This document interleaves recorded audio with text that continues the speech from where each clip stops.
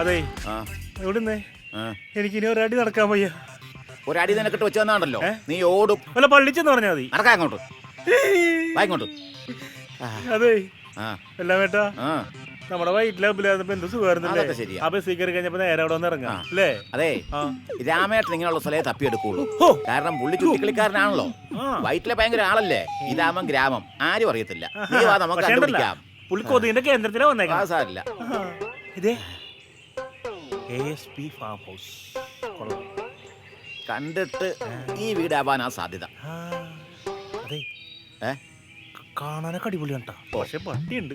രാമേട്ടനുണ്ട് കടിക്കും സൂക്ഷിക്കുക എന്ന പോലായിരുന്നു നല്ലത്. അതാവുമ്പോ പടം മാറ്റണ്ട. സ്വന്തം തന്തരെന്ന് പറയുന്ന ബോധമുണ്ടോ മനുഷ്യർക്ക്? തുറക്കടാ. തുറക്ക്. അവിടുന്ന് ആലോചിച്ചിട്ടകത്തേക്ക് പട്ടിയുണ്ടെന്ന്.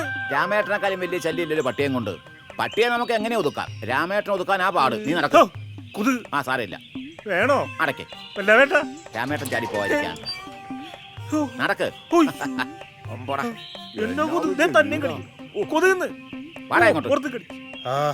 SNDP-ക്കാരുടെ വീടാന്ന് തോന്നുന്നു.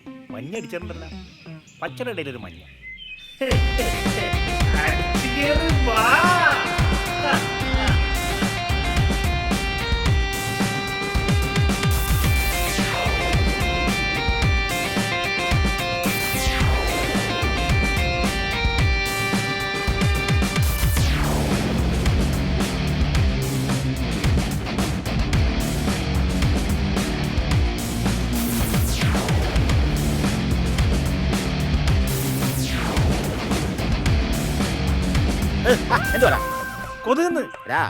നമ്മൾ രാമേട്ടനെ കാണാനാ പോകുന്നത്.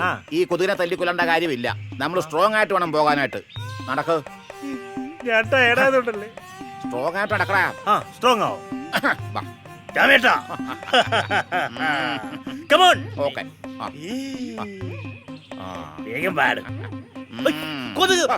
നിന്നോട് ഞാൻ പറഞ്ഞു കൊതുകിനെ കൊല്ലരുതെന്ന്. ഇനി നമുക്ക് സ്ലോ മോഷനിൽ നടക്കാം. അതാണ് എന്റെ ഒരു പരിചയം.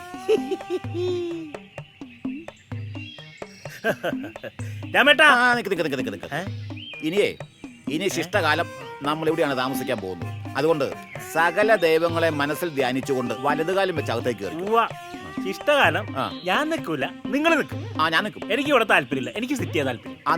കൊണ്ട് നിൽക്കാൻ എന്നെ കിട്ടൂല. പിന്നെ നിങ്ങൾക്ക് നിർബന്ധമാണെങ്കിൽ ഞാൻ നിൽക്കാം. എനിക്ക് ആരും നിർബന്ധമില്ല. നിനക്ക് സൗകര്യം ഉണ്ട്, നീ വന്നാ മതി. നീ പൊക്കോ, എനിക്ക് താല്പര്യമില്ല.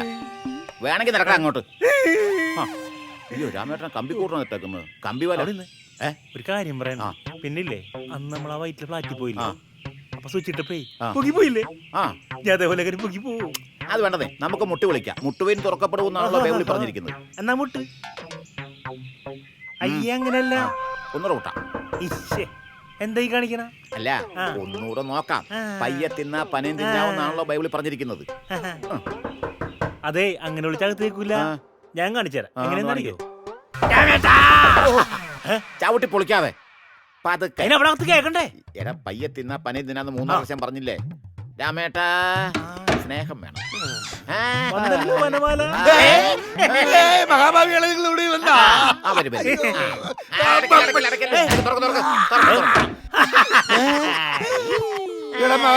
നിങ്ങളെങ്ങനെ കണ്ടുപിടിച്ച്? ഞങ്ങള് കവടി വെച്ച് കണ്ടുപിടിച്ച്. കവടി വെച്ച് ദാമോദരൻ നായര് പറഞ്ഞു. ഞാനേ കഴിഞ്ഞ ദിവസം അവിടെ വന്നപ്പോഴേ അഗിയറായിട്ട് കമ്പനി ആയിരുന്നു. ഇവിടെ ചേട്ടന്റെ ഫേവറേറ്റ് സാധനം.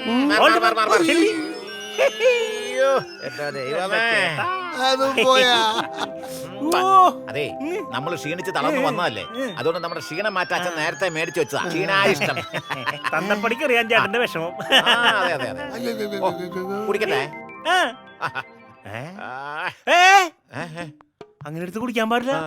നമ്മളൊരു വീട്ടിൽ ചെല്ലുമ്പോ കുറച്ച് ആയിത്തി മര്യാദ കാണിക്കണം. മനസ്സിലായോ? അതായത് നമുക്കിതൊരു സ്റ്റാൻഡേർഡ് ഉണ്ട്, അങ്ങേർക്ക് ആ സ്റ്റാൻഡേർഡ് ഇല്ല. അത് മനസ്സിലാക്കാം.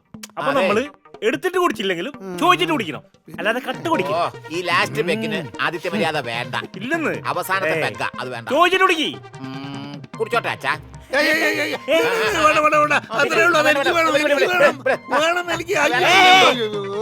മദ്യത്തിന് വേണ്ടി രണ്ടാളും കൂടി ചാവാലെ കുട്ടികളെ കടിച്ചു കീറണ്ട. അതെ, അതെ. അതെ ഞാനിവിടെ അടിക്കൂലെന്ന് അറിയാല.